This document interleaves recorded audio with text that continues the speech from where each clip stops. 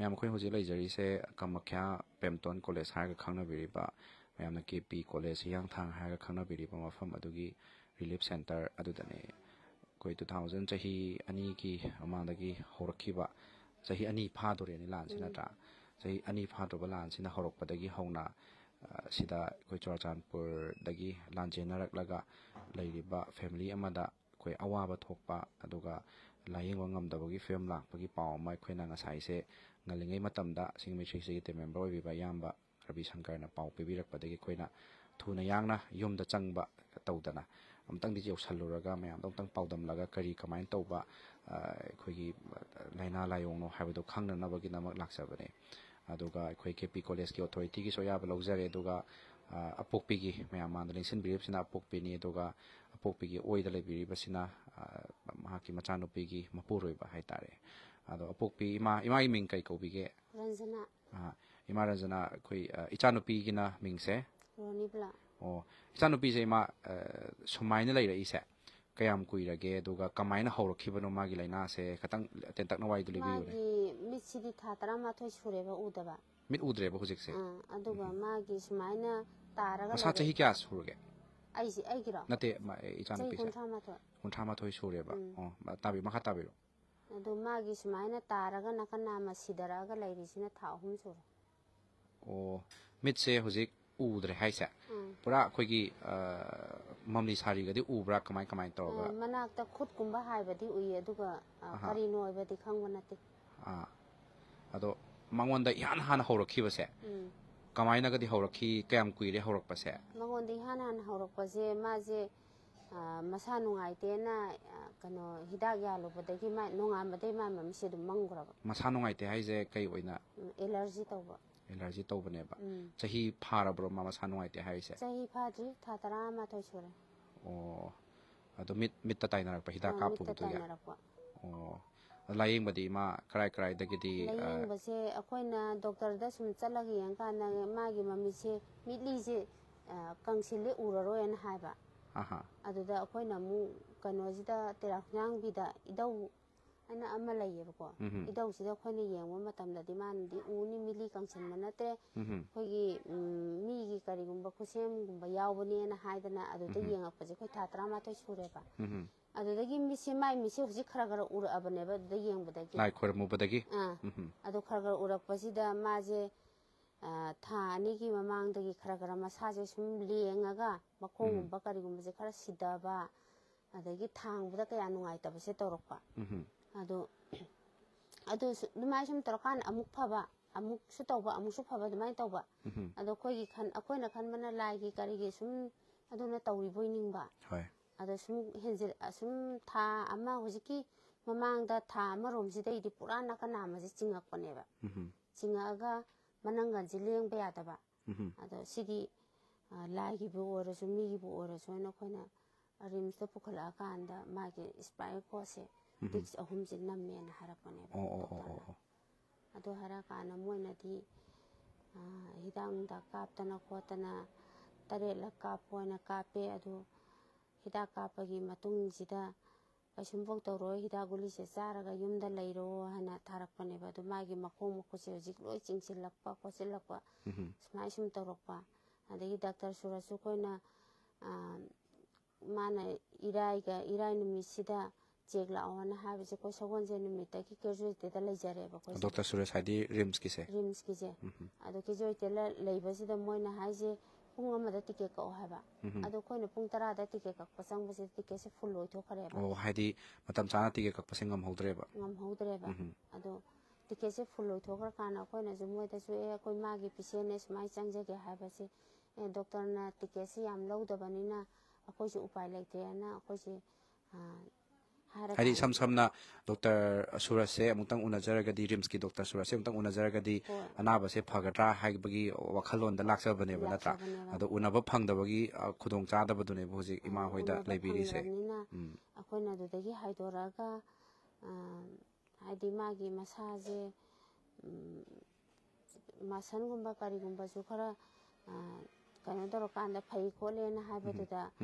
kari famdo kari hay di imana sum laying bagi thabak chathak pasida mafam khara dari sum mathang mathang chatlure ba hoji phawada sum lairek pasida ima aina sum khangjaningi se masada hai tare aina su ima ngasai de sum phamjari se dum mangonda yet oi chingba khong chingba dum tawe ujai ba ko nongmada kyara kadi sumaina chingba khotpa se tawge karam mongda kadi like kan nei kamai kamai tawe singa khangdre da hidaguli je mogi hidaguli ji dum thana dum sumaina sum tawbuje koina khara mela khara namdharaga hoji ji su tawri sini ngoto sini singa ira singa ina singkhala ira sija nongmada dudi ma sigumba sumaina chingni haidi khongsu khutsu adum kano tawrakadoira tawe o mayam se dum haidi ma se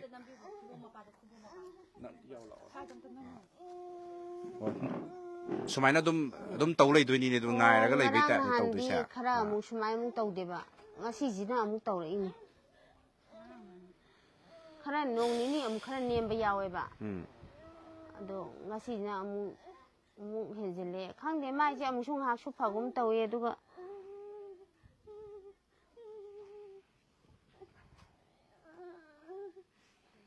numidang dadi ma tumbra kamai tawre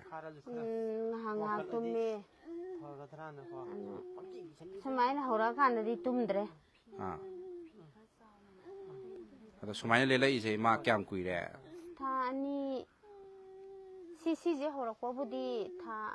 tha makai mu phajel eda ha nadi thador pa hai je hoi ngak ma chingak pado chingak pasi loira kan ma sa se pothara ka doine ba natra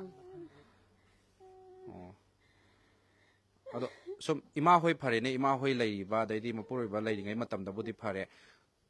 kari uma lei hoda ba tanja oi tai matom da ching lei duini ne sang lei ta ba sunga ya ro ko lei ta ba sunga ya de dam sang pham ga lei ra ba ne manak si chan ai wahang mo dam tang hang gi ko chan kamai tawi chingak pa da isa da phaw ba awa ba do mayam dam ta pau dam bi mit su udre hai ko chan ai sumaina ai nakan da lepi se adum haipet mami oina ga di ubra kamai tawi udre ado hojit chingak padu da isa da phaw ba do awa ba do kamaina phawi dum tang phongdok pi lai khai raga loina naba manung je loi naraga dagi chikpa saba tawe isa je khang ba sungam sumaina ahan ba laina se na ba horok matam da ima hoida dai di ipur hoi boida adum matam chana pau di pibi raga lai modi hauri ne banatra adu phaba ko ba lek ta bane isa di han hana phau gi bu do wari entang libi yo ne yan han de khanau je adum khanau ji da kainom panla lai bi ta ta sum tawe ba adai sum dum tha amagum ba dumai sum tawre du tawrok ba dai khale ra phagre phagi dagi isa je mu pang tha raga chat pa matam da inung nungai ta bi dumai mu tawre adu hek loiraga mu haga jabi isa je panga da haga jabi mu tawre haga jabi ek loi ba duga isa je mu ka pai ba theng da loi na ba phi thong bo eta na bi dumai tawre ba aduga adu hek loi ba mu khong je loi pang tha rak pi ne ba chat na bo chedan tung bo khang de phiron set bo kai ta khang de ba je isa je lai masak u ba zu ngam de duga po zu po ning I ma na di po ning ba ai na di po ba ning ngam da ba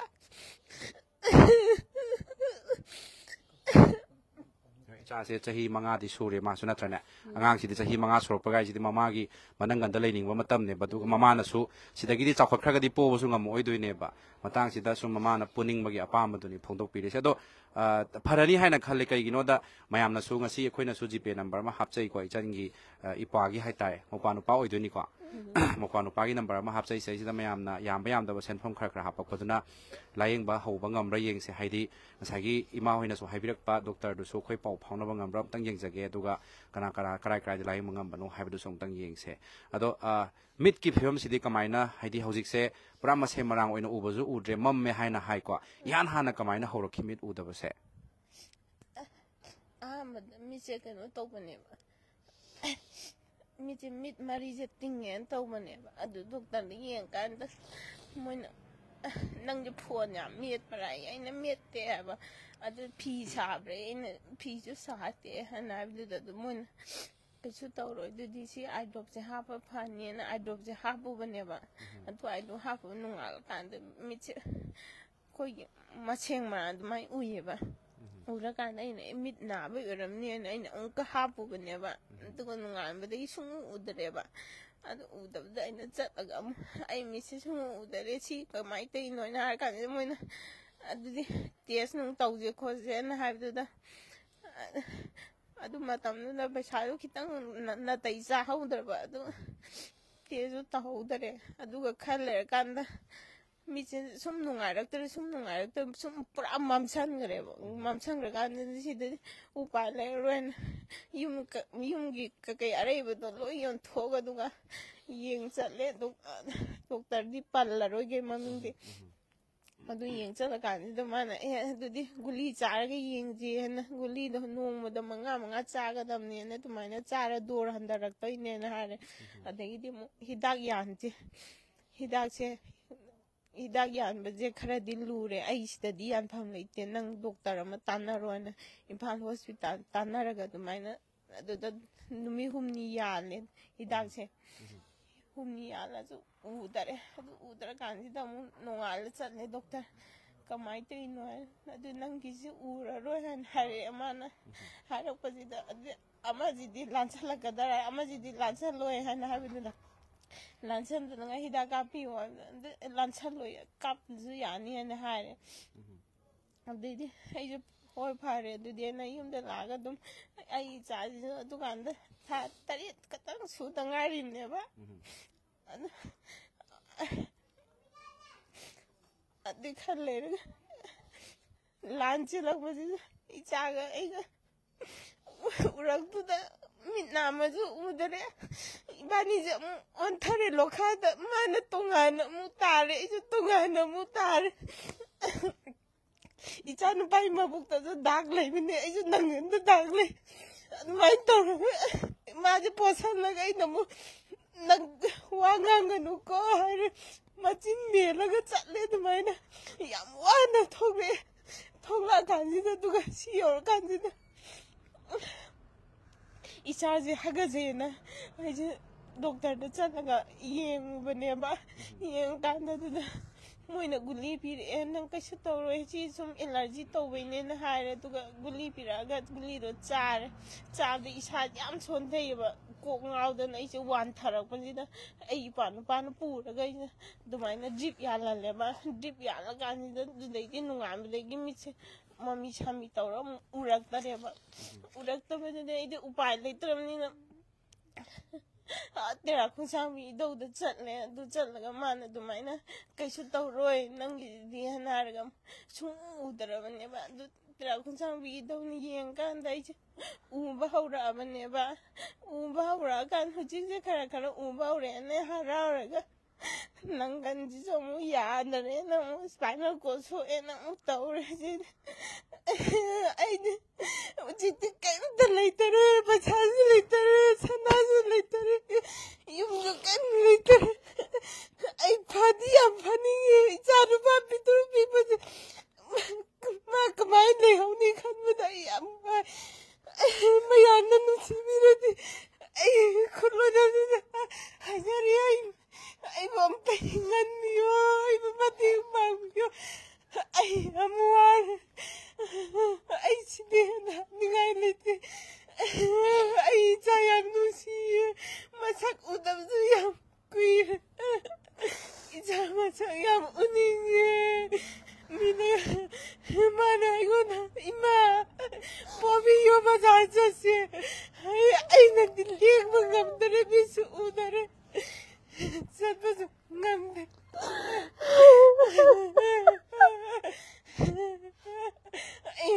ay mayana ay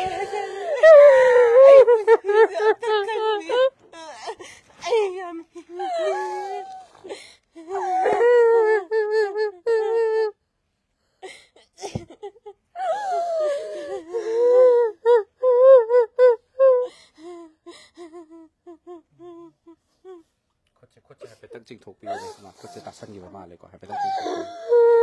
코치 다산기바 말레 ima lan chelakpagi awaba kokjingei yum kai loimbu khondo maga thawai je nungai na lak natte haitare sei sei cha nupi gi film si tan lak pasida ima da su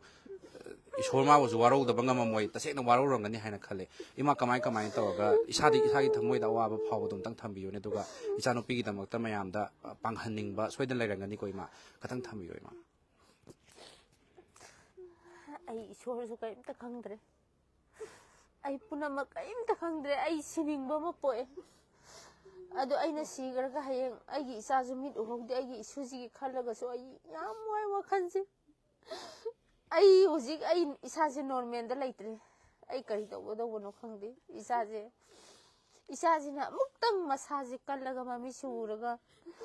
masaje khut samaga masaje pammaga chalaga ai sirasu sirage habe wa khanje ai sidei hena ai kaimta ai ngonda khanma laitre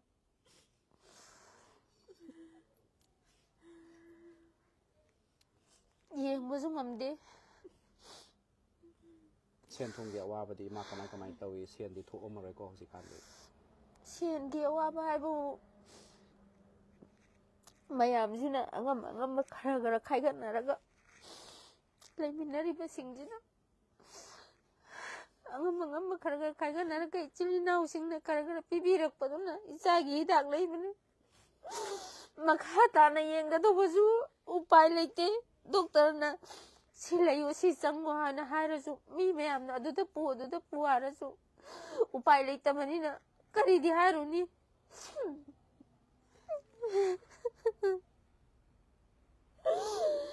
sida bhai sida pu sida yengwa ai bagakta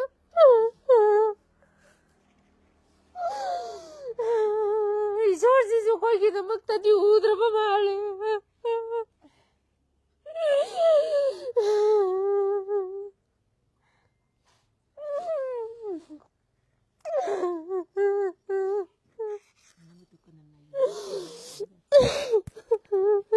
nungdang di tumba yabra kamai kamai tawi nungdang nungdin da sudum ayam hippaga layrabanina tumba su warangani haina khaliko kamai kamai tawi nungdang tum dare asigi anabje sum hawra kan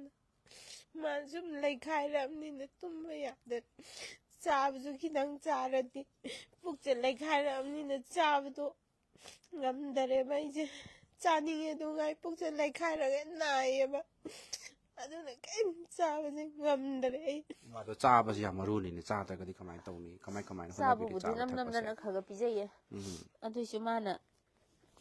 पुकथन चारगदि सिगे लेखाय रकसिना नाय वायाना खना दना Kharga बुदि पिजये ima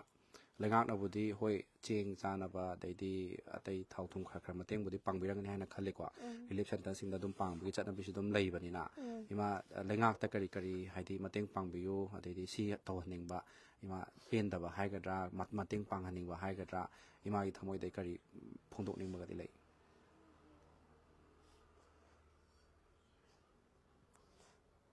pangbu budi panghaning isa gi khalaga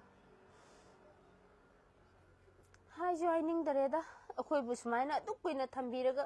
ngasi bu manung da karino kanano ju khangdraga akhoi gi isa gi layeng na bina mak to moide mateng pangwa haba ju khoi haining dareda khoina pamadi khoi ji pulap hatok biro haba sida khalleba khoi hingning dreba khoi hingu bai belu leitreba matam suk sang ba ji bu khoi bu sumai thambire karino ba khoi na tawdoi sigi mathak nare haba amasu khoi ni laye paisa pu thoga layeng ba sungamdre sigi phibam ji da bu khoi na kari khalang wani yengo laingang na khoi ge wa ba di sungu uraroi laingang ta su pangwa jo hainingdre lili kem da laibe imana ba singjina angam ba tawra eraga amagi nare khara tawba jinati layeng ba kona ba sunate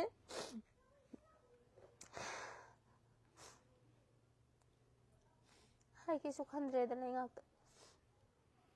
jan hojik na ki matung da ching graba matung da hakchang khatang yang thorak pra haidi hojik kar laksalu bu da khoi ju uja howe ba ko ado isa ching chalur matung da muk thadrok pa si khatang yang ba isa da kamai tawi adu tawra kan isa je potha mangang da ba adu ek loiraga budi isa je kechum tawde ba ado chingam dai mi kop sidi samna ha ba inak ta mi madum senar le ra boji kan se senior ꯂꯩ ꯑꯗꯣ ꯉꯁꯥꯏꯗꯤ ꯃꯣꯏꯗꯣ ꯑꯝꯇ ꯁꯪꯅꯗꯕꯗꯨꯗ ꯑꯩ ꯏꯊꯟꯗ ꯂꯩꯍꯧꯕ ꯑꯩ ꯀꯌꯥ ꯋꯥꯏ ꯏꯇꯣꯝꯗ ꯈꯥꯡꯉꯦ ꯊꯣꯔꯣ ꯑꯣꯜꯂꯒ ꯑꯗꯨꯅ ꯍꯧꯖꯤꯛꯁꯦ ꯊꯕꯛ ꯑꯃ ꯁꯨꯗꯧꯁꯨ ꯁꯨꯗꯔꯦ ꯑꯩ ꯁꯦꯟꯅꯔꯒ ꯂꯣꯏ ꯂꯩꯔꯦ ꯑꯗꯩ ꯑꯉꯥꯡꯁꯤꯁꯨ ꯌꯥꯎꯕꯅꯤꯅ ꯑꯗꯨꯝ ꯃꯤ ꯑꯅꯤ ꯑꯍꯨꯝ ꯁꯦꯟꯅꯗ꯭ꯔꯗꯤ ꯌꯥꯗꯦꯕ ꯑꯗꯨꯅ ꯀꯩꯅꯣ ꯇꯧꯗꯣꯏꯁꯦ ꯈꯪꯗꯦ ꯑꯩꯅ ꯍꯥꯏꯔꯝꯅꯦ ꯏꯃꯥ ꯑꯩ ꯇꯨꯝꯃꯤꯉꯩꯗ ꯃꯣꯟ ꯃꯦꯜꯂ ꯍꯥꯠꯇꯣꯛꯄꯤꯔꯣ ꯑꯩ ꯍꯤꯡꯅꯤꯡꯗꯔꯦ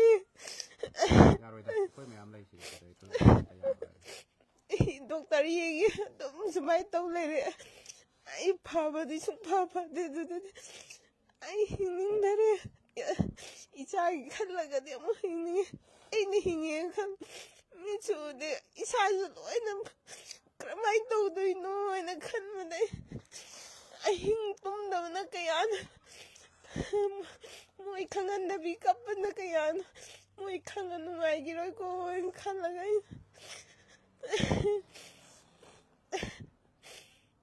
ꯌꯥꯝ ꯋꯥꯏ ꯁꯤꯗ ꯍꯦꯟꯅ ꯋꯥꯕ ꯑꯩ ꯑꯃꯨꯛ ꯍꯟꯅ ꯂꯥꯛꯀꯅꯤ ꯑꯩ ꯊꯥꯖꯗꯔꯦ ꯑꯩ ꯌꯥꯝ ꯋꯥꯏ ꯈꯥꯡꯕ ꯉꯝꯗꯔꯦ ꯀꯩꯁꯨ ꯈꯜꯂꯨꯅꯨꯁꯦ ꯃꯌꯥꯝꯅ ꯍꯧꯖꯤꯛꯁꯦ ꯉꯁꯤꯒꯤ ꯚꯤꯗꯤꯑꯣ ꯌꯦꯡꯕꯤꯔꯤꯕ ꯃꯌꯥꯝꯅꯁꯨꯀꯣ ꯑꯉꯝꯕ ꯄꯥꯡꯕꯤꯒꯅꯤ ꯍꯥꯏꯅꯁꯨ ꯍꯥꯏꯕꯤꯔꯦ ꯑꯗꯣ ꯏꯄ꯭ꯋꯥꯒꯤ ꯅꯝꯕꯔꯅꯤꯅ ꯍꯥꯞꯆꯔꯤꯕ ꯑꯩꯈꯣꯏꯅꯁꯨ ꯖꯤꯄꯦ ꯅꯝꯕꯔ ꯑꯃ ꯍꯥꯞꯆꯕꯁꯤꯗ ꯃꯌꯥꯝꯅꯁꯨ ꯁꯨꯝ ꯑꯉꯝꯕ ꯈꯔ ꯄꯥꯡꯕꯤꯔꯛꯀꯅꯤ ꯍꯥꯏꯅꯁꯨ ꯑꯩꯈꯣꯏꯅꯁꯨ ꯊꯥꯖꯕ ꯊꯝꯖꯔꯤ ꯃꯌꯥꯝꯅꯁꯨ ꯄꯥꯡꯂꯛꯀꯦ ꯍꯥꯏꯅ ꯀꯃꯦꯟ ꯁꯦꯛꯁꯟꯗꯁꯨ ꯏꯕꯤꯔꯛꯑꯦ ꯑꯗꯣ ꯏꯃꯥ ꯃꯅꯤꯄꯨꯔꯒꯤ ꯃꯤꯌꯥꯝ ꯍꯥꯏꯇꯥꯔꯦ ꯃꯌꯥꯝꯁꯤꯗꯤ ꯇꯁꯦꯡꯅ ꯏꯁꯣꯔꯒꯨꯝꯂꯕꯅꯤ ꯍꯥꯏꯇꯥꯔꯦ ꯑꯗꯣ ꯏꯃꯥ ꯃꯅꯤꯄꯨꯔꯒꯤ ꯃꯤꯌꯥꯝ ꯉꯁꯤ ꯌꯦꯡꯕꯤꯔꯤꯕ ꯃꯅꯤꯄꯨꯔ ꯃꯤꯌꯥꯝꯁꯤꯗ ꯏꯃꯥ ꯏꯆꯥꯅꯨꯄꯤꯒꯤ ꯃꯈꯨꯠ ꯑꯃꯨꯛ ꯐꯥꯖꯤꯜꯂꯛꯄ ꯃꯥꯜꯂꯦ ꯍꯥꯏꯐꯦꯠꯇꯪ ꯑꯗꯣ ꯏꯆꯥꯅꯨꯄꯤꯒꯤ ꯂꯥꯏꯅꯥ ꯂꯥꯏꯌꯣꯡꯁꯦ ꯑꯃꯨꯛꯇꯪ ꯂꯥꯏꯌꯦꯡꯅꯕ ꯍꯣꯠꯅꯕ ꯃꯇꯝꯗ ꯏꯃꯥ ꯃꯌꯥꯝꯅꯁꯨ ꯃꯇꯦꯡ ꯈꯔ ꯄꯥꯡꯕꯤꯌꯨ ꯍꯥꯏꯕꯒꯤ ꯋꯥꯐꯝꯗꯣ ꯊꯝꯕꯤꯔꯝꯃꯣ ꯑꯗꯨꯒ ꯚꯤꯗꯤꯑꯣꯁꯦ ꯂꯣꯏꯁꯤꯟꯅꯕ ꯍꯣꯠꯅꯃꯤꯟꯅꯁꯦ ꯅꯨꯡꯁꯤꯖꯔꯕ ꯑꯩꯒꯤ ꯏꯔꯝꯗꯝꯁꯤꯒꯤ ꯏꯆꯤꯟ ꯏꯅꯥꯎꯁꯤꯡ